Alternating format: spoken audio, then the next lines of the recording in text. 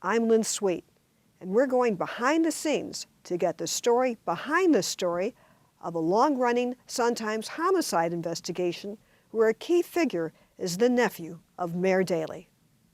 Our investigative stories have been about the death of David Koschman, the police investigation of it, and whether there was some sort of delays and other problems with that investigation and what caused them. David Koschman was a 21-year-old kid from Mount Prospect, Illinois, who went downtown with 4 friends and went drinking on Rush Street one night and got into a confrontation with a group of 4 people, 3 guys and a girl, one of whom included Mayor Daley's nephew, Richard J. Vaneco. RJ, who's named after his grandfather, Richard J. Daley.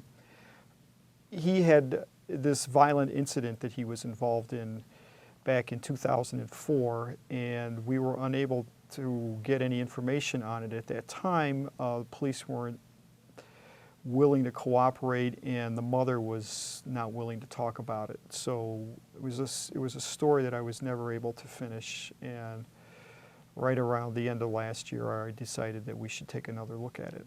When the incident happened back in 2004, it was not written about until David Koschman was punched on the street, went into the hospital and died 12 days later.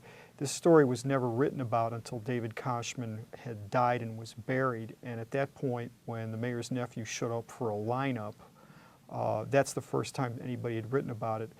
And the police closed the investigation at that time, saying they couldn't determine if that the nephew was not identified in the lineup, and that they determined it was self-defense. But none of the stories back at that time ever really explained what happened or exactly how the mayor's nephew was involved in this incident. Tim submitted a Freedom of Information Act request to the Chicago Police Department seeking all records about David Koschman. And what came back was that the case was still an ongoing investigation. And when we saw that letter, that didn't square with what Police Superintendent Phil Klein said back in 2004, was that the case was pretty much closed. So that's what got us started. And that's led to numerous FOIAs at the state's attorney's office, more police FOIAs, other agencies to find out about obviously 2 of the detectives here that were involved are both public employees.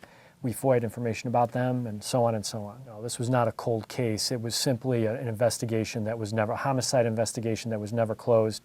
And after Tim's FOIA went in, as we were doing our reporting, there were other detectives reinvestigating it, and it eventually was closed. It's hard to tell how much work is left to do. We didn't realize we would have this much work when we started. We started with 2 stories, and we've got over a couple dozen now, so we didn't know we would have that many. So how many are left, we don't really know.